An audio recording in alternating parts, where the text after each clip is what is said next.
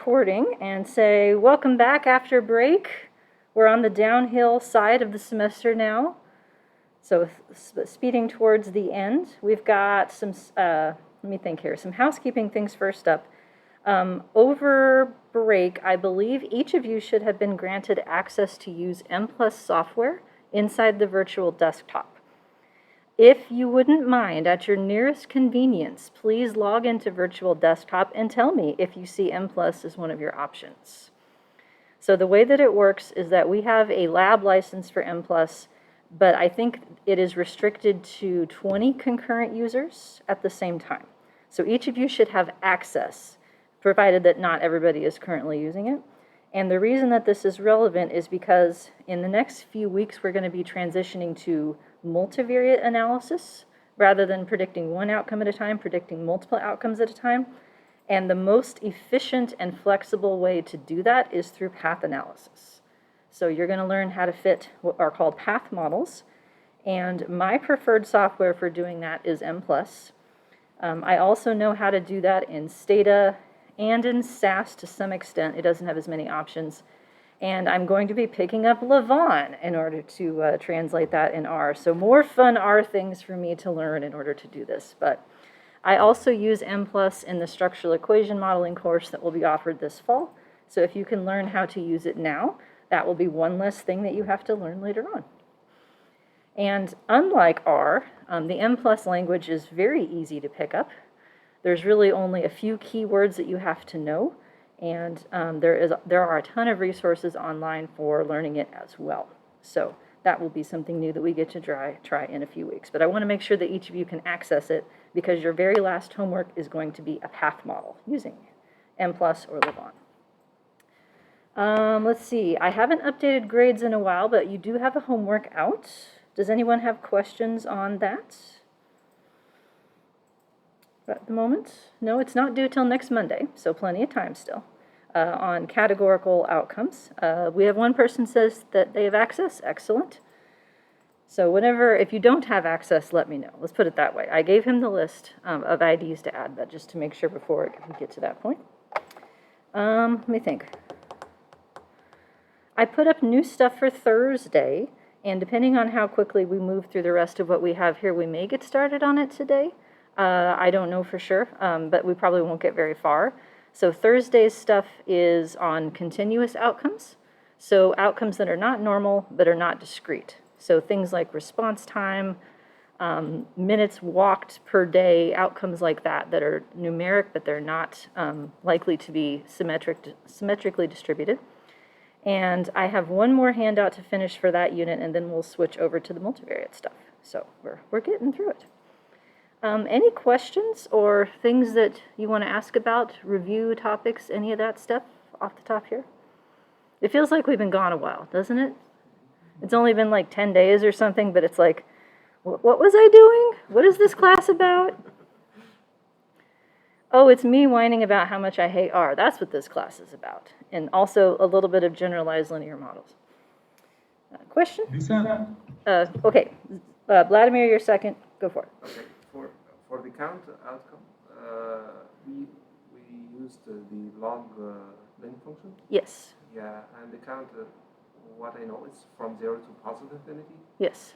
If using the count and the log for 0, for example, the count is equal to 0. Log 0 is undefined. Correct. So what is the situation here? So the question was, how can we be using a log link to predict an outcome that is 0? Given that the log of 0 is undefined. It works out because you're not actually transforming the outcome itself. What the log transformation is to the conditional mean of the outcome. So a link function is operating on the mean to be predicted for each person, or the y hat of the model. It's not operating on the original outcome. Okay. So the y hat cannot be 0? It cannot. It approaches 0. But the link function, because it's the log, makes sure that it never gets there. Yeah. So if you were to do a log transformation, which is a common strategy for things like response time that have positive skewness, you'd have to make sure that you add 1 to everyone's score to avoid that problem. but it works out. Oh, thank you. I did forget the thing here. And I haven't pulled up. I have handouts pulled up, but I'm not referring to them yet. But I can get the screen share going. Okay. Does that help answer the question? Okay. And Vladimir, you're next. Yeah, hi. Hi. My question is related to the last slide about count regression. About counts. Yes. Let me pull those Slide up. number 11, please. Slide number 11 in lecture 3. Yep. Okay, absolute conditional distribution fixed. Exactly. Yes. The formula for the Pearson chi-square, it says that it means the sum over persons of, and we can see that the numerator there, it is the observed outcome minus the predicted one. Yes. But then it says equals data minus average. What do you mean with average? In that line, divided by the model expected deviation. Yes, so this part of it means that that's coming from the actual data. So we're trying to get at some kind of, like, how do I say this? It's the average part is because it's specific to what the conditional mean is. Okay. And so it's not a grand average, but it's an average for everybody who has that profile of predictor scores. So it's still kind of like an average. But the key idea is that we have the residuals in the numerator that actually happened. So how far off each case is from what the model says. And then the denominator is what the model says the variability should look like at that point. So if the model for the variance, so the part that has to do with the distribution, if it's a good fit, that ratio should go to 1. Yeah, nice. Thank you, Lisa. Sure. So, like, this is my way of saying numerator, and then, like, that one is my way of saying denominator, but that could be clearer, I suppose. But thanks for the question. And this is the thing, then, that I screwed up last time while we're on this topic. If you fit a model that has a normal conditional distribution, this thing doesn't work. So there's no denominator to turn it into a ratio. And that was the part that I did not realize the first time around. So I'm continually adjusting my handouts as a function of correcting that error. Okay. Other questions or review topics? Okay. Then let's see. Where shall we start? How about, we're talking about count stuff, right? Maybe go back over the whole, just the thing to start with, get our heads back in the game here. Yeah, so count outcomes. So the thing about counts is that it's discrete. So we don't have outcomes that have decimal values, for instance. It's all integers. And the lowest a count can be a 0. If you have a situation in which there are no zeros, then you'll have to pick a different distribution that doesn't have zeros as part of it. The log link is used almost exclusively for count data. There's a few others. There's like an inverse link, like 1 over something. That gets hella confusing real quick. So log is pretty much, for all intents and purposes, all we need with respect to keeping the predicted counts positive, so above 0. The tricky part then is the conditional distribution. So we have to figure out how much variance we have in this count distribution. And the choices, the starting point for the choices then, Poisson. So this one is another 1-parameter distribution. So just like the Bernoulli distribution has 1 parameter and it's P, it's the mean of the distribution, and the mean times 1 minus the mean is the variance.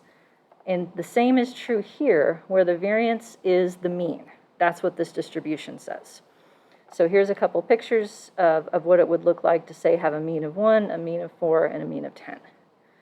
So this is the problem is when the data don't follow this prediction, basically, when there's more variance than you would expect. And that can happen when you have high values for your counts that create positive skewness.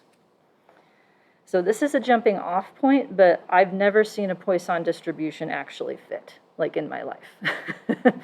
So it's the straw man that everything else is based off of, because everything else is going to add something to the Poisson to make it fit better. So the 3 problems then, we have tackled this one so far, and then we have the rest of this today. So when the mean and the variance are not the same, you can have less variance than predicted, which is known as under dispersion, but that is far less common than over dispersion. And I can't make up my mind whether I want to hyphenate these or not. I think I've had it here to make the point of under versus over, but elsewhere I decided to take out that dashes, so you'll see it both ways. I'm not sure what the correct answer is, but I think it's whatever we want because it's statistics, right? And it's not really English. So we play by our own rules. So to solve the over-dispersion problem, there are various ways to do this. The one that I think is the most common and the easiest to find in software is negative binomial with quadratic over-dispersion. So NB2 is what it is called in your textbook. And the key idea is that the model includes this thing right here, which I've labeled as K. You can think of it as a dispersion factor. It's labeled as scale factor in the output. It's a stretchiness factor that is a multiplier of the mean. So it extends the variance by this, whatever this value is, to be estimated by your data. And if you don't need a stretchy factor, if it goes to 0, then this part drops and you're left with just Poisson. An alternative to that does the same idea that is harder to find is generalized Poisson. And so because you're adding this one parameter to the distribution that differentiates negative binomial from Poisson, these are nested models that we can compare with the likelihood ratio test. So generally speaking, anytime that you have a hypothesis test to be performed that has something to do with variance, you want to do a likelihood ratio test. So in this case, we're not talking about what the predictors should be or the significance of the model or any of that stuff. We're talking about what the model for the variability should look like specifically. And so this is probably our first instance of this use of a likelihood ratio test to answer that question. But it will show up in all kinds of other contexts. So mixed effects models, a few of you are familiar with these, otherwise known as multi-level models, otherwise known as hierarchical linear models, models that have random effects. The decision about how many random effects and at what level of sampling and whether you need an intercept and a slope, those sorts of decisions, those are made by likelihood ratio tests as well. In factor analysis, whether one factor fits the item sufficiently or should it be 2 instead, that's answerable with the likelihood ratio test. Because at the end of the day, what you're trying to predict with your factors is covariance. So it boils down to a question about variability once again. So anytime that you are doing something that has to do with variances or covariances, that's a likelihood ratio test to see whether or not you need the extra term that is the focus of interest.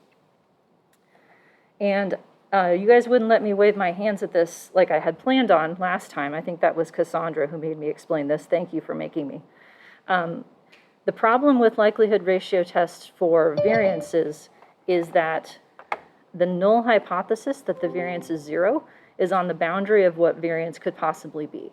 So to combat that problem, we can do what's known as use a mixture chi-square distribution rather than a regular chi-square distribution. So functionally what this means is you take your p-value and cut it in half in this instance.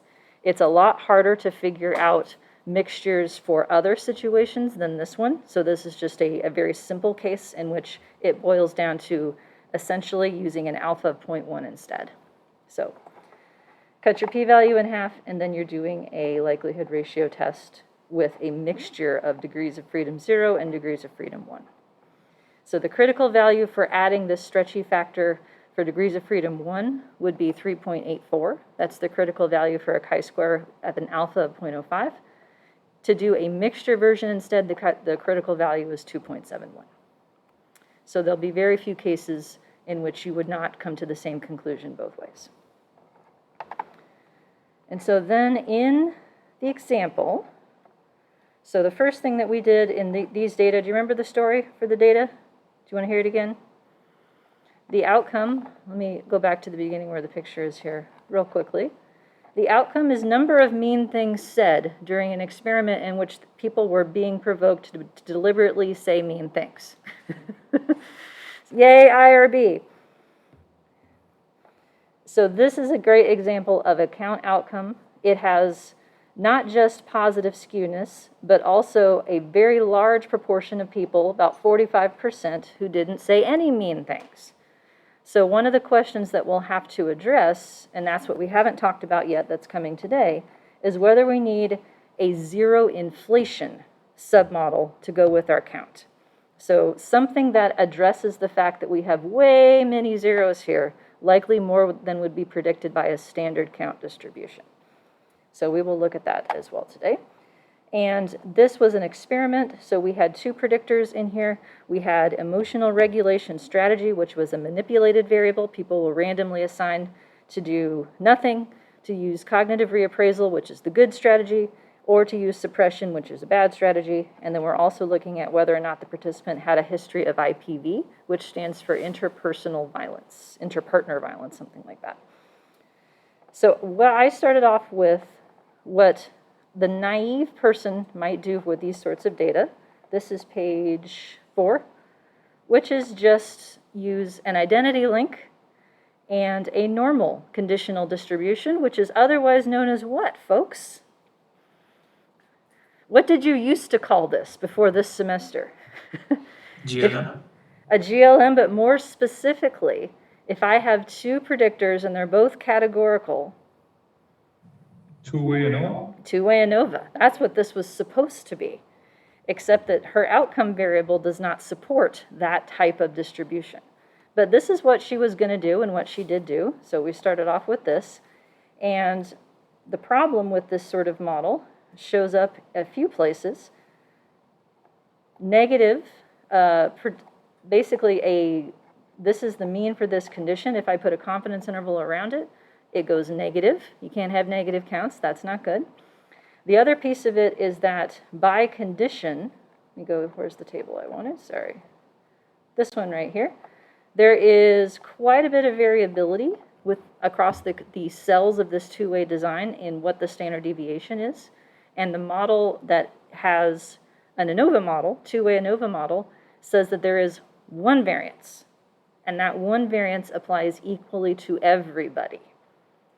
So it's not so much the use of a normal distribution that's the problem here. It's the use of a distribution that has one variance that's supposed to be constant, because this isn't. So there's a couple ways that one could fix it. One is to let the residual variance differ by cell. That would be possible. And that might be okay in this case because I don't have any continuous predictors that I have to worry about bounding the slope for. But a more general strategy would be to pick a distribution that allows non-constant variance as a function of the mean. So rather than thinking of it as a function of the design and each cell needing a different residual variance, you can think about it as a function of, I need a different residual variance around each of these numbers. Because if you think about it, the only way that you can get a mean of 0.15 is to have mostly zeros and like a few ones or something that's not zero. So that cell necessarily has to have less variability around it because it's shoved up against the boundary of zero. So we're looking for something that does a better job addressing this non-constant variance issue. Otherwise, some of these comparisons are going to have more error to them than they should, and some are going to have less. So we would end up with both conservative results as well as anti-conservative results if we ignored the problem. Okay, questions so far? I don't know if this is worth getting into, but I was just curious, like, what would be the strategy or like the name for what you would use for the non-constant variance, like for each cell? I would call it a heterogeneous variance model. And I know how to do this in every program. Even SPSS can do that, by the way. You would need software that has maximum likelihood estimation as for it. So proc mixed in SAS or mixed in Stata. In R, it's the LME one, not the Elmer one.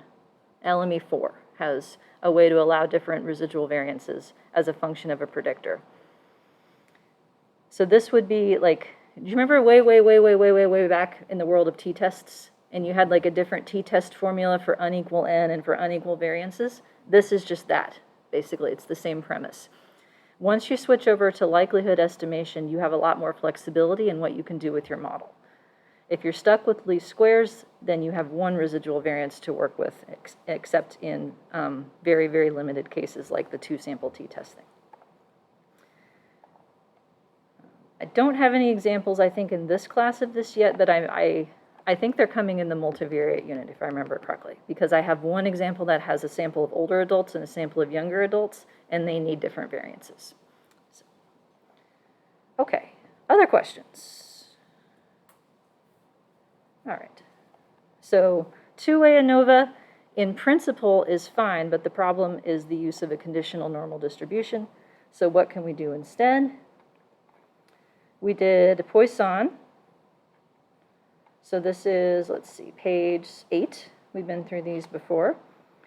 And this thing right here, the Pearson chi-square over degrees of freedom, that's the statistic that you want to be 1, meaning that the amount of variability in the residuals per the data matches what it's supposed to be per the model. And so this value being 4 indicates that I have 4 times as much variance as what the model says, basically. That's not good.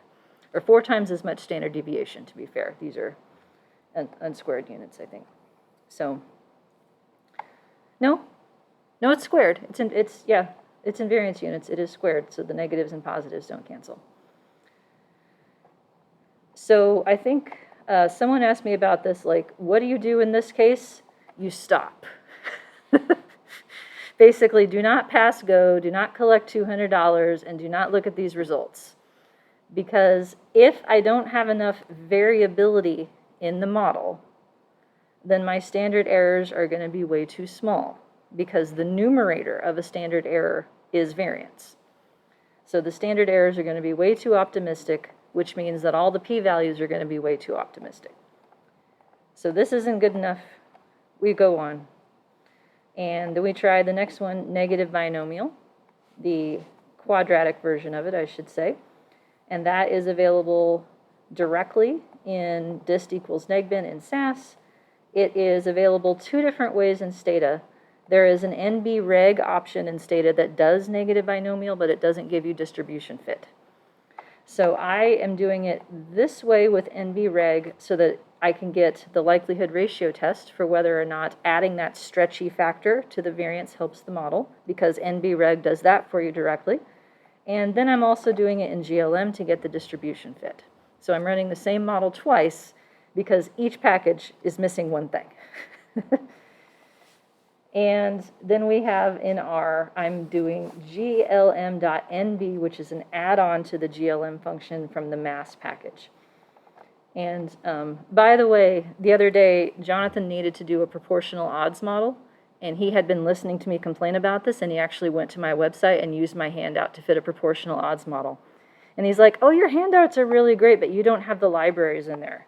And I'm like, I know, because they're at the top of the file. So to all of you listening out there, I know I don't have the libraries in here, but if you download the files, they're all at the top of the example files where they should be. So I did remember that part. But I'm trying to denote like what I'm using and where I found it in each of these things, so at least we have a trail of breadcrumbs.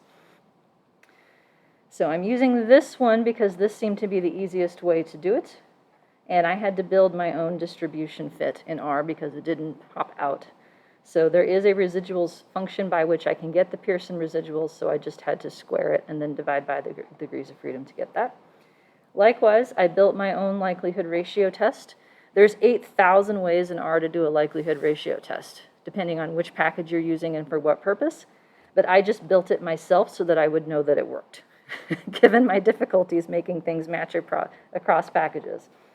So I have the log likelihood of the Poisson model minus the log likelihood of the negative binomial model.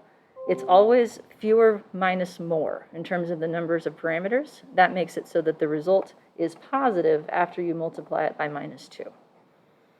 And then I got the p-value that goes with that chi-square, and then I cut it in half to create the mixture p-value, as I said earlier. So then we end up with this right here, which is pretty darn good. There's no cutoff for what is good enough. I think the question is, like, can you find one that's relatively best and isn't terrible? So I was pretty happy with this.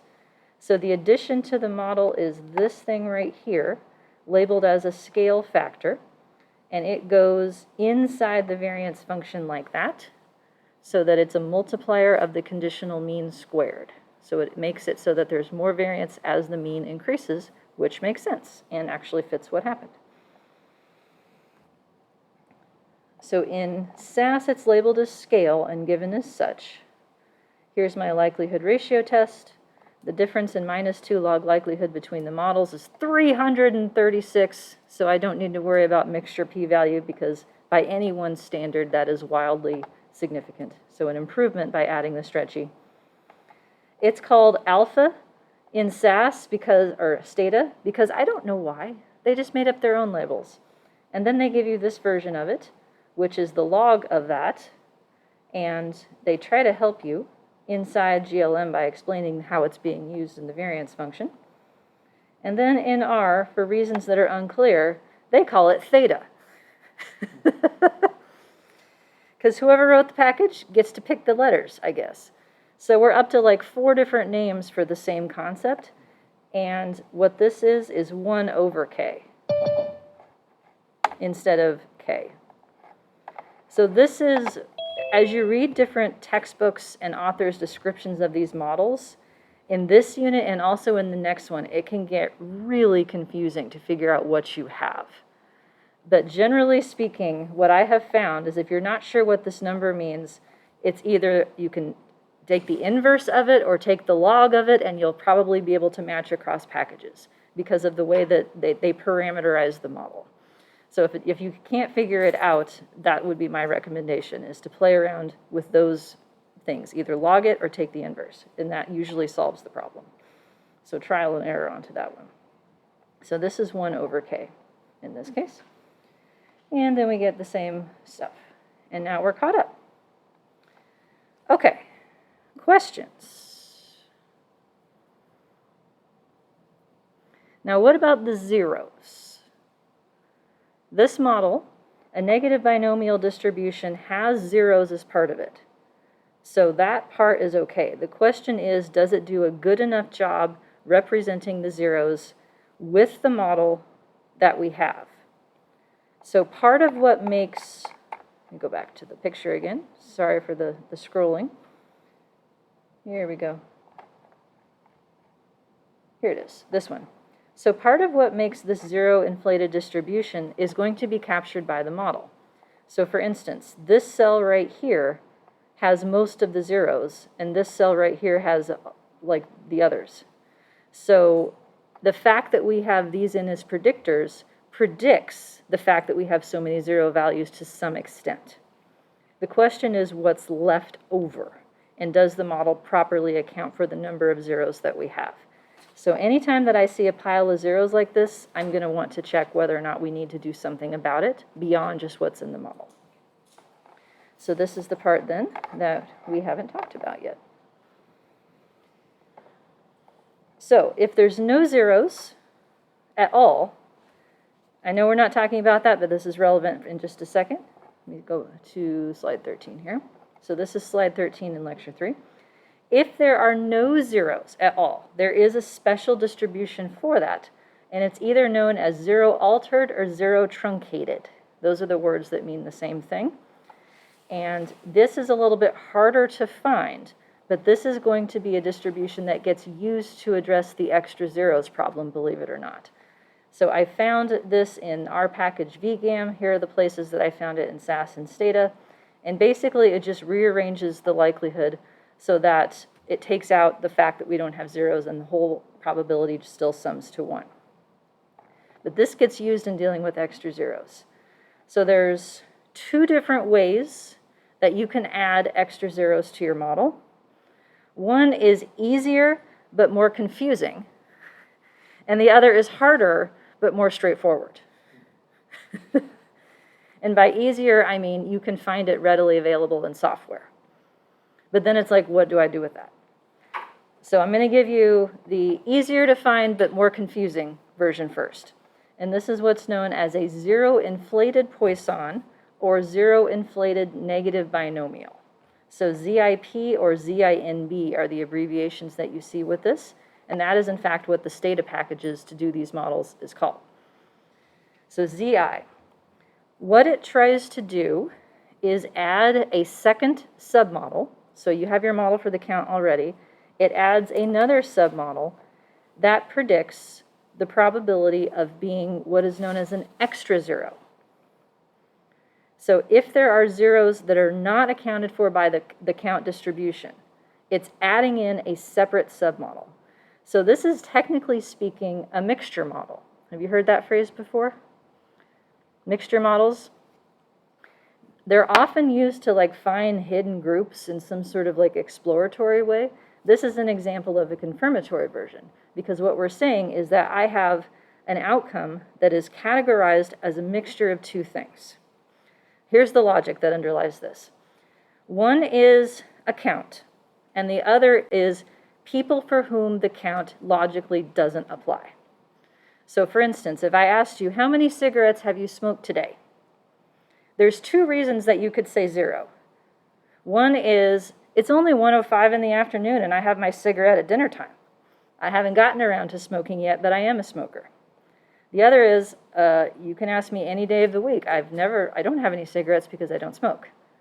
And that idea of just the count not being applicable is what's known as a structural zero, is the word they use for that. And it's like you've mixed together two different subpopulations of smokers and non-smokers, and that mixture is why you have a giant pile of zeros. That's the logic behind it. So you can add this extra submodel. You can just have an intercept, which is where I'm going to start with because that makes the most sense, just to see if there are any extra zeros. And you can add predictors to it. So you can predict who is going to be an extra zero. So the original model then still uses the same count distributions of Poisson or negative binomial or generalized Poisson or whatever. You're just adding a different submodel that predicts the logit, because it's a binary outcome, of whether you're an extra zero. So let me show you a picture. Let me skip ahead for a few slides here. So this is a picture that I stole from a tutorial article from several years ago, and I've doctored it here.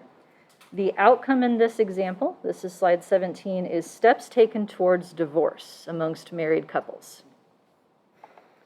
So fortunately for these couples, the most common answer is 0. I have not taken any steps towards divorce. Now there could be two reasons for that. One is, I love my husband. I love my partner. I would never. The other reason is, yeah, I haven't gotten around to it yet, but I'm going to take some steps. Just kidding, honey. I would never. I am a structural zero. So then the extra zero part, and this is where it's hard to like wrap your head around what this means conceptually, because it really is a mathematical distinction at the end of the day. So this gray line right here, this one that fits really badly, that's what the Poisson says. This one right here. Negative binomial is the one that fits almost as badly, but not quite as badly, with the dashes right here. So both of these predict some degree of zeros in these data. The Poisson says there should be this many zeros. The negative binomial says there should be that many. What the zero inflation submodel does is say, okay, well, I got some extra. I'm going to put in a model that covers the distance between what the model says in terms of how many zeros and how many there actually are. So it literally like plugs the hole. And people like to give this sort of more theoretical structural zero mixture of subpopulations explanation on it. But at the end of the day, it's just reacting to the data. Well, I have this many extra zeros relative to what the model predicted. And so then the z versions of these two lines both predict the exact number of zeros correctly, because they're taking the difference. So these are known as zero inflated models for counts. There are also zero inflated models for binomials, which is going to be in the next unit, and I think a few others. Okay.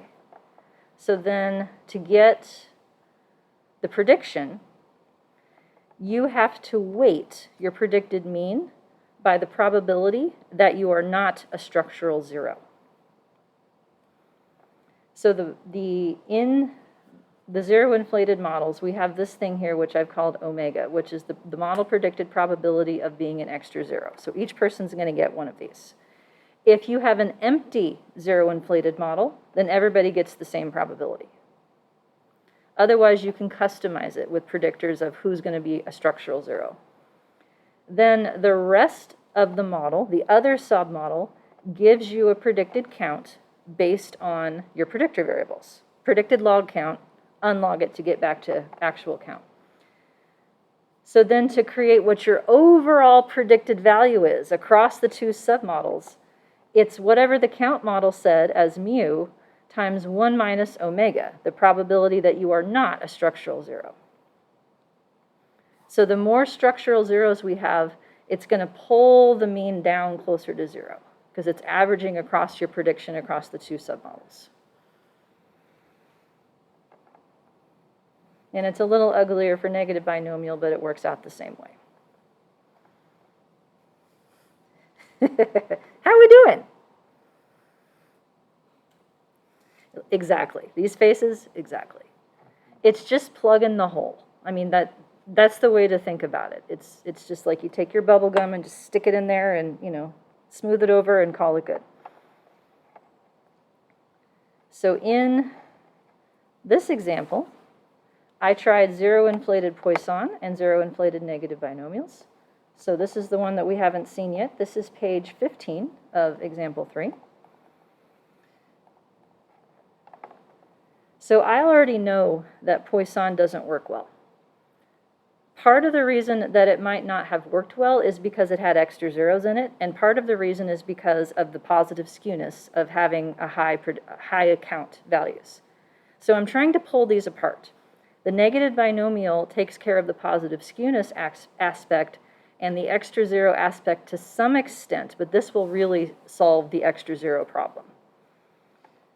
So we've got a new proc, GenMod. I think it stands for generalized models, but I could be wrong. It's an older one. And this is because the Glimix does not have zero inflated variables in it. But link equals log and dist equals ZIP, zero inflated Poisson. And then there's this thing that goes with it, which is not model, but zero model.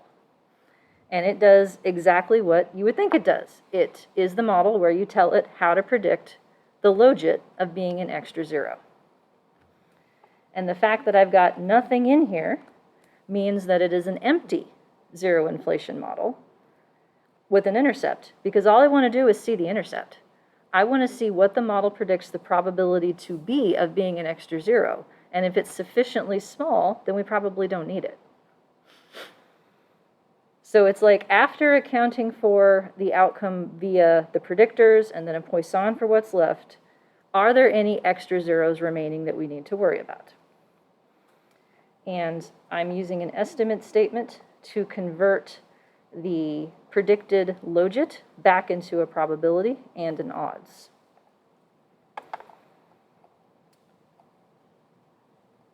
In Stata, it's ZIP. And then this thing right here is the analog to zero model. So inflate with just underscore CONS means make it empty, intercept only. I then used NLCOM to compute the probability of being an extra zero. So LinCom in Stata is linear combinations. NLCOM is nonlinear combinations. And this is nonlinear because I have an exponent in it. So this is the shorter version of the inverse link function, 1 over 1 plus e to the not logit. So this piece right here. I would take the -1 out if I wrote it the longer way, which is e to the logit in the numerator. So these are just two different versions of the same formula. And in R, I had to go find another package. So I found one called PSCL. I don't know what that stands for. I'm on a need-to-know basis with R. It's like, well, I found it and I made it work. Ta-da! But it is using a function called which presumably stands for zero inflation. And dist equals Poisson and link equals logit for the zero model. Or this one is for the zero model. That's the only thing that would make sense. And then this part right here refers to the predictors of the inflation model. And so I just put a 1 there, meaning I only want an intercept for the inflation model. Okay. So any questions on the code to test this out? Survey says, so here's GenMod, and just for fun, it gives you everything slightly differently. So here is our Pearson residuals, and it is giving us a Pearson chi-square over degrees of freedom of 2. So that is better than the 4 that it was before. So straight Poisson was like 4 something. Negative binomial was very close to 1. And this is zero inflated Poisson, which is 2. So it's better than straight Poisson, but not as good as negative binomial.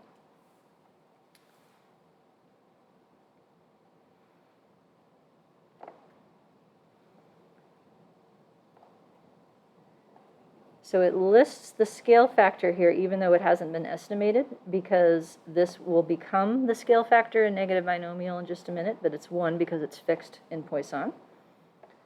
And then here is the zero inflation model results.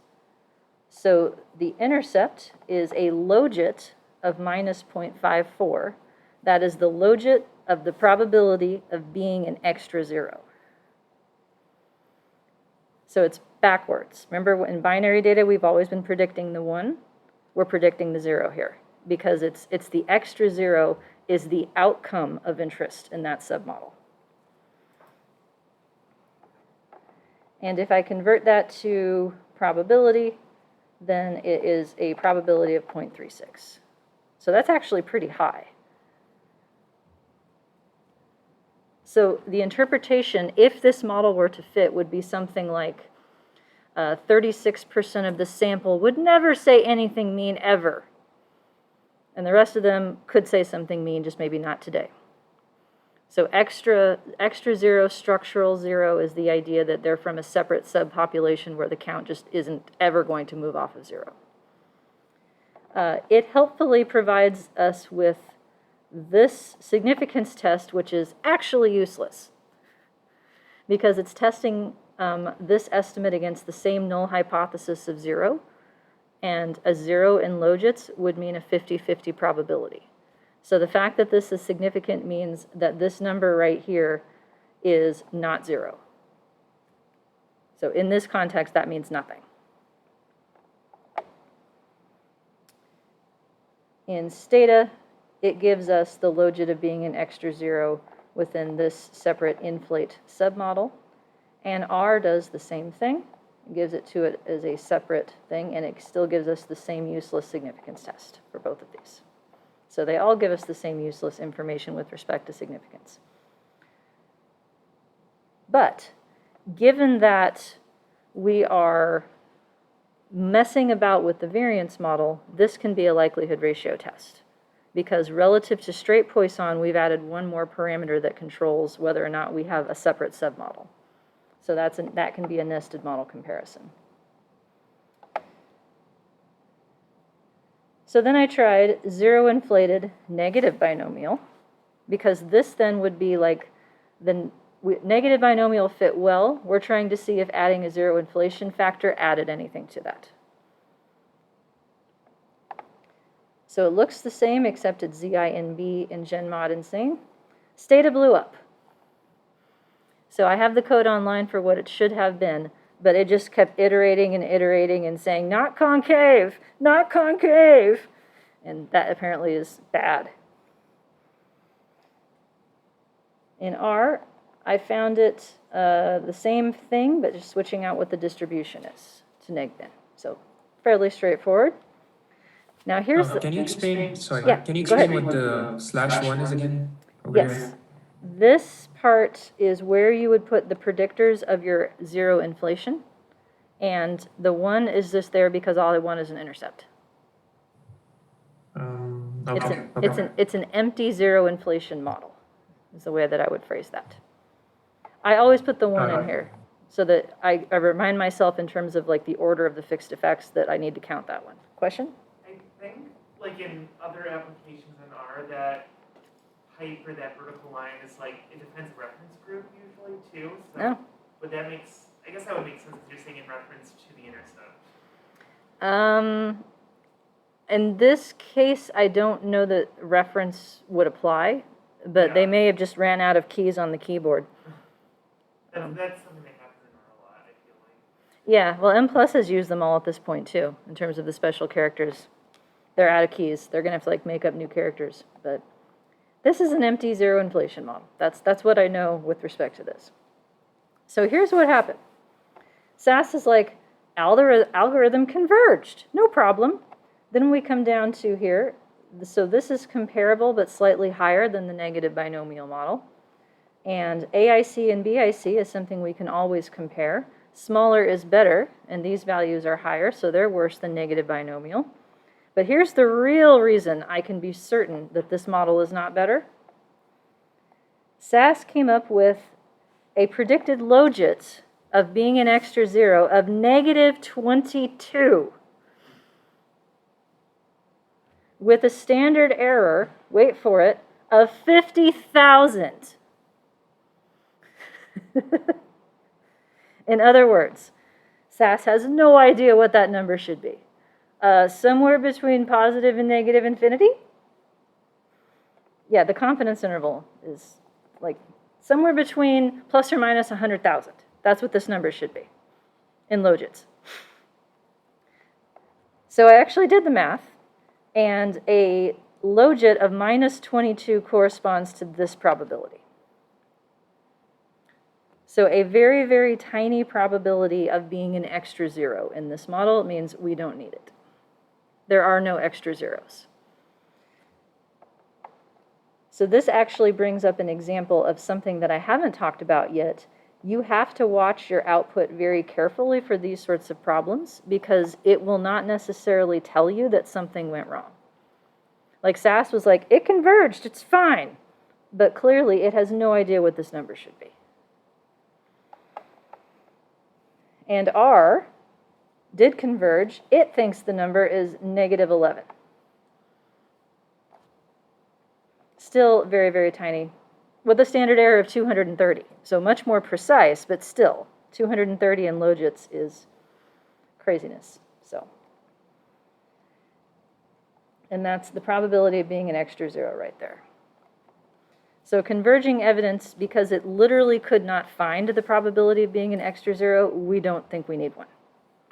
So I'm calling it negative binomial is good. One other thing that I found in Stata that I haven't found in analog in the other programs is this extra thing that someone wrote called CountFit. Have you seen this before? It may have been referenced in your textbook. It may have been that same person who wrote the book, or one of them anyway. And so I had it fit all three models that we looked at, Poisson, negative binomial, and zero inflated Poisson. I did not add zero inflated negative binomial since it blew up. And it does the comparison for you. So this is actually really handy. So Poisson, which it labels as PRM for reasons that are unclear to me, there's not even an R in Poisson. So I don't know what that is for, but whatever. Regression model, maybe? Does that sound right? That seems plausible, but these are all regression models. So the RM doesn't really add anything. Anywho, it compares AIC, BIC, it does a likelihood ratio test for you, and then it summarizes the evidence. Very strong that negative binomial fits better, and very strong evidence that zero inflated Poisson fits better, and then we have zero inflated versus negative binomial as these. And then it does a picture like this, which shows the comparison of the predicted counts with the actual ones. So the blue one here is Poisson. It over-predicts for the people who have zeros and under-predicts for the rest of the distribution. Zero inflated Poisson gets the zero part right, but then screws up the rest of it. And negative binomial, the red line here, looks like it does the best job. So this is zero right here. So this is what we want. So this may be a way to quickly test multiple models and get them compared with respect to all of the fit statistics and things like that for you. And so then I did a comparison just to show you how different the results turned out across the three models.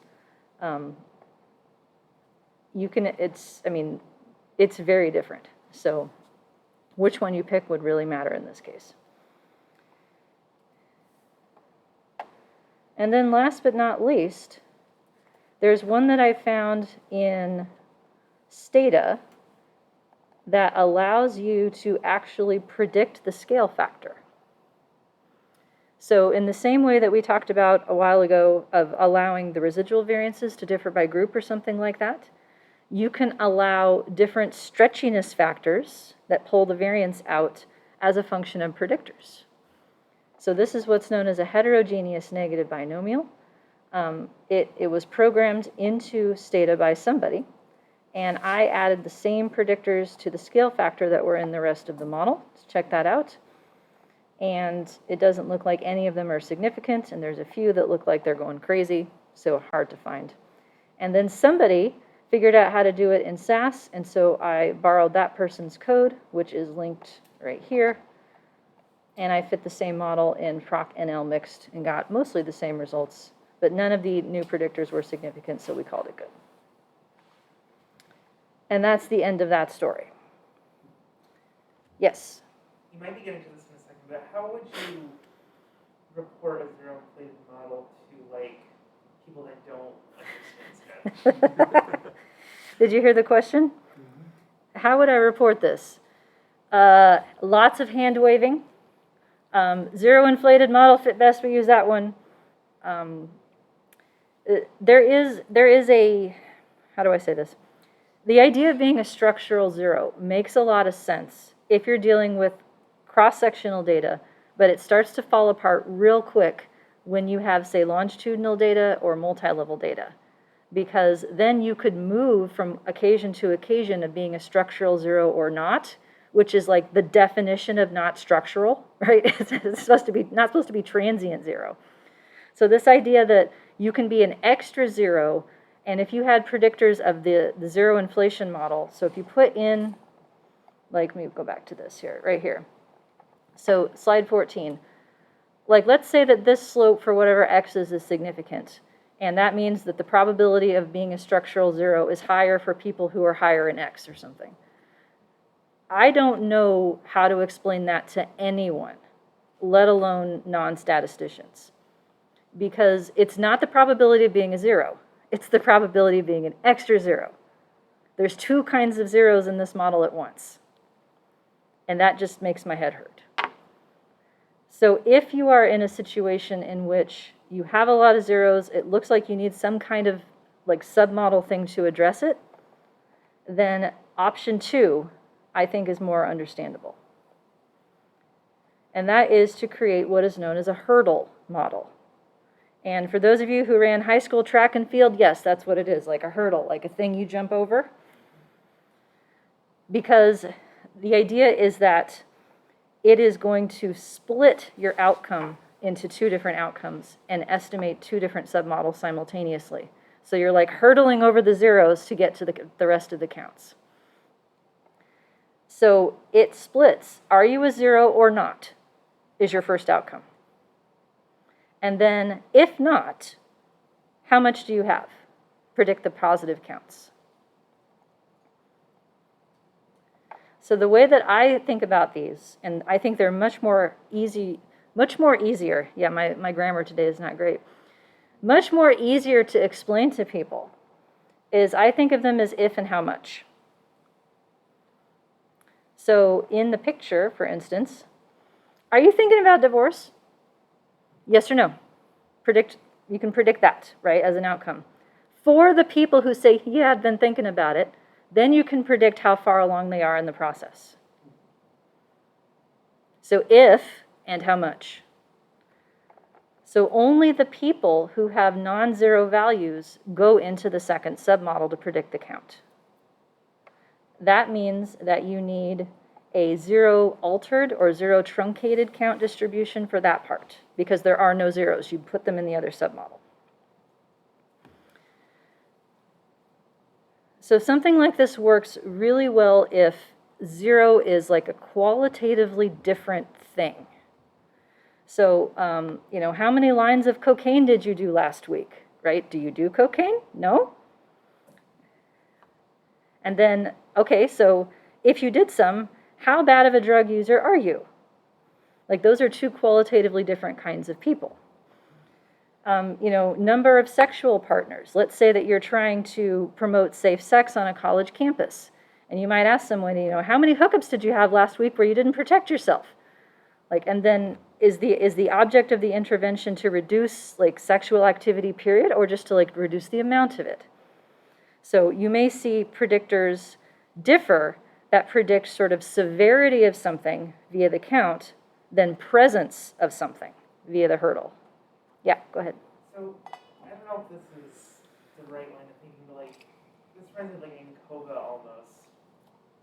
So sorting out how much variance is in zeros and then seeing how the model explains variance for people who are not zeros? I wouldn't call that related to ANCOVA, but the words are correct. Okay. Yeah, that line of thinking is right, but it's just a different. It's not ANCOVA. It's splitting the outcome into two different variables. Okay. If 0 versus not 0 is one of them. And everybody's in that submodel because everybody either has a 0 or a not 0. But then a nested sort of submodel, only the people who are not 0 contribute to the prediction of the count of how much not 0. So this one's harder to find because the how much part needs a 0 altered distribution, and those are less common. But I feel like it makes more sense because then there's only one kind of 0. Do you do this thing? And then how much do you do this thing if you do? If and how much? On a predictor side, I would call this a piecewise slopes kind of model. So if you had a predictor that was like this, you could create one slope for the difference between 0 and 1, and a second slope for anything after 1. You'll get a chance to do that in one of your homeworks this semester. I think maybe the next one, actually. So I like this one better. It's harder to find. As a compromise, you could literally cut up the outcome and fit two separate models. So you'd still have to find a 0 truncated count distribution for the other part, but that might be easier to do than fitting them both simultaneously. And then you can put predictors in each section, each submodel separately if you want to. So I didn't do that for this example because it didn't look like we really had any extra zeros to worry about in the first place. But this would work in a lot of other cases, I think. So this is what's known as a hurdle. There are models like this for continuous outcomes. They're called two-part models instead. So we have that in the next unit, briefly mentioned as well. So then the hurdle would just separate out this 0 block and predict whether somebody's in this 0 block or in the rest of it, and then predict the amount within the second submodel for those people. Okay, how are we doing? Question?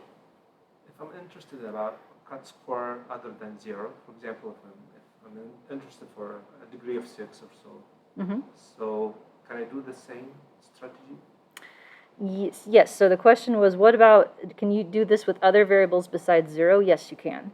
I think you might have to recode your data, though, to get it to work with existing software packages that say that 0 is the thing to be predicted. But there are models, like there's a double hurdle that I've seen before, where you predict a 0 as one submodel, predict a 1 as another, and then like the rest of the distribution. So like 1 inflated or 0 inflated. I think you can do whatever you want, so long as you can figure out how to write the likelihood for it or to trick your way into rearranging the data so that it works. So I have an example that I just finished for Thursday where it's the opposite problem. It was a test where everybody got it right. And so let me pull this up. Let me see. 1 second. I'll show you the picture. I just was working on this yesterday, so it's fresh in my head. This picture. This is the distribution of proportion correct. So this is what I would call 1 inflated, because there's a whole bunch of people who got 100%. And in order to fit a model to predict this, I had to flip it to be proportion incorrect, because the models would only let me do an inflation for a 0.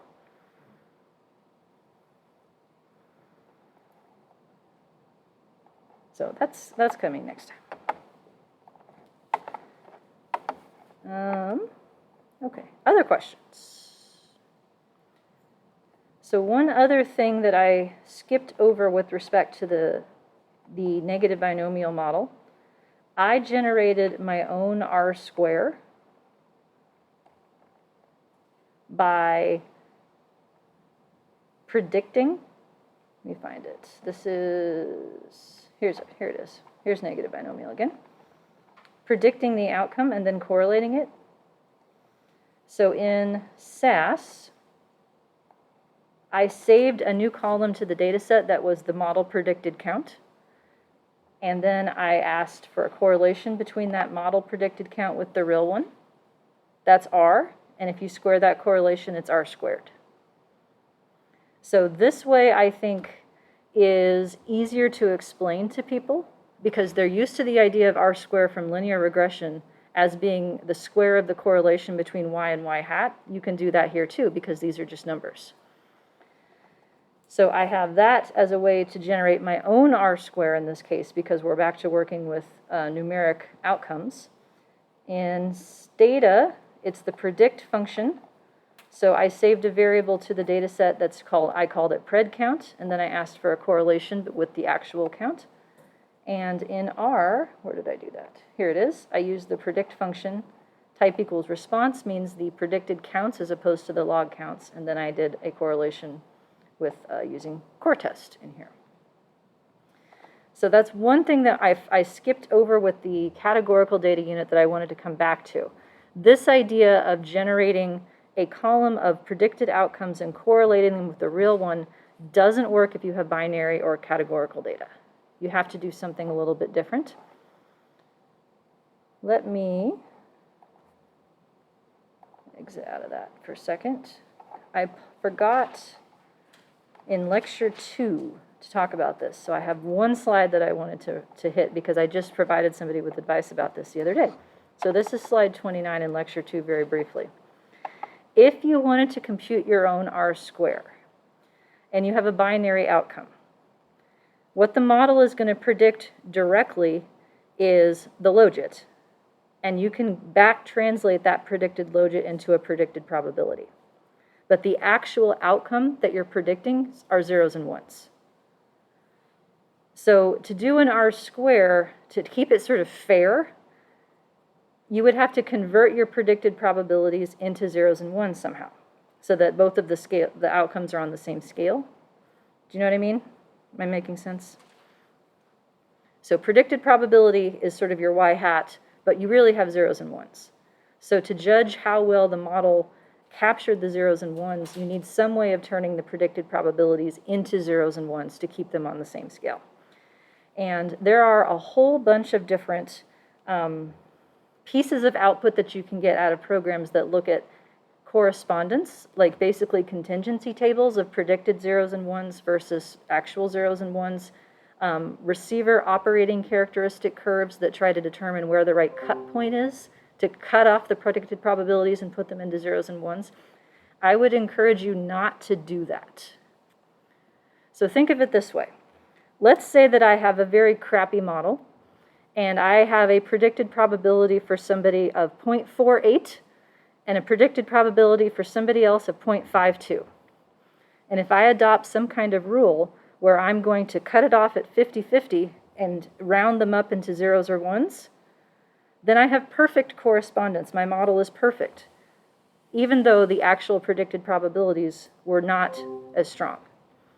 So I feel like it's not really fair to take your predicted probability and say anything above this number is going to be a 0 and anything below this number is going to be a 1 or vice versa. So what I would do instead is this. For each person, you have a predicted probability of a 1. You can use that as the p parameter of a Bernoulli distribution and draw a random value from a Bernoulli. So that means that if somebody has a predicted probability of 0.8, it's probably likely that you're going to draw a 1, because 80% of the time you'd have a 1, but it's not perfect. You could still end up with a 0 because 20% of the distribution would have zeros. So that reintroduces the idea of like prediction error, and but it allows you to generate zeros and ones to compare with the actual zeros and ones. And the same thing is true for categorical outcomes. You would use the predicted probability of each possibility and draw from a multinomial distribution with those. And then you have predicted zeros and ones, actual zeros and ones, and you can compute a correlation between them. Now, what kind of correlation then is another piece. For binary predicted and binary actual, you don't want to do Pearson correlation. And if you've heard of a phi correlation, that's the same thing. It's the Pearson correlation. You want to do something that is known as a tetrachoric correlation instead. So is that a word that you guys have heard yet? IRT? Yeah. Tetrachoric? Tetrachoric correlation is using the contingency table of 0, 1 on row, 0, 1 on the column, and looking at the amount of people in each of the cells and relating it to the area under a bivariate normal distribution. And it tries to come up with the correlation coefficient that would be consistent with the allocation of people to each of the areas. So I'm drawing with my hands here. I have a picture of this, but it'll take longer to pull it up than it's worth. Picture a scatter plot, okay? Two variables that have nothing to do with each other that are continuous outcomes. What does that scatter plot look like? If I have x and y with a 0 correlation, yeah, it'd be like a cloud, like a circle, right? Now, if you picture a perfect correlation, what does the scatter plot look like? It'd be on a line. And so if the correlation is perfect and everybody's on the line, nobody's on the off cells. And so somewhere between equal distribution on all 4 cells, which would be a correlation of 0, a positive correlation would be nobody's on, or a perfect correlation would be nobody's on the off cells. It's like how many people are in the off cells? It tries to work backward to figure out what the underlying correlation would have to be to generate those proportions of people in each section. That's tetrachoric. And unlike Pearson, it's not going to be as affected by range restriction. So if you correlate 2 binary outcomes, the only way that you could get a possible Pearson correlation of 1 is if those binary outcomes both have a mean of 0.5.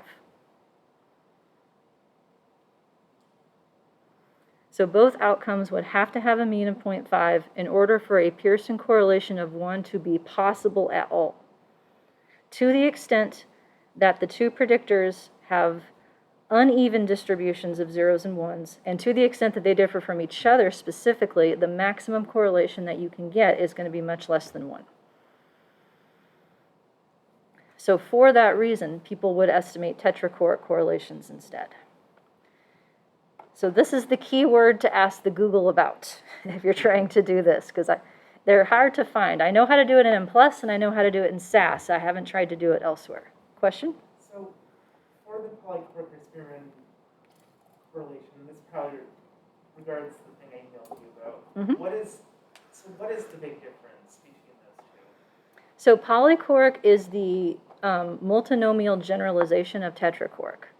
So it's doing it with like more dimensions, basically. It's for Likert scale type data. You do polychoric instead of tetrachoric. Spearman is take your quantitative variable and convert it to ranks. Like the lowest score is 1, the second lowest score is 2, the next lowest score is 3, and then do a Pearson correlation on those ranks. So if you already have data that's Likert scale data, you're not going to get a different answer from using Spearman than you would from Pearson, because it's already in a rank. You will get a different answer if you use polychoric. All right, 144. I think I've got through all the things I wanted to say about that. So questions before we call it a day. Okay, at the end of lecture 3, things I don't necessarily need to go over, but I made a list here of where to find all the things. So SAS functions for discrete outcomes and Stata and R functions for discrete outcomes, as well as a few notes about comparing these different models. Generally speaking, you can always look at AIC and BIC across families that are related, but you cannot look at them for families that are not related. So like you can't look at the AIC and BIC of a model that has a normal distribution and compare it to a model that's a count distribution, because those are likelihoods on different scales because they're using different formulas for height. So this may help clarify a few things, but it's still sort of an active area of people disagreeing with each other about what to do. I think likelihood ratio tests should work in most cases. You might need to turn it into a mixture. But that's what I would do in practice. All right, 145. So I say, since it's garbage day, thanks for being here. See you Thursday. Office hours later today if anybody needs anything. Otherwise, stay dry. Have a good one. Lisa, are you going to need M+ for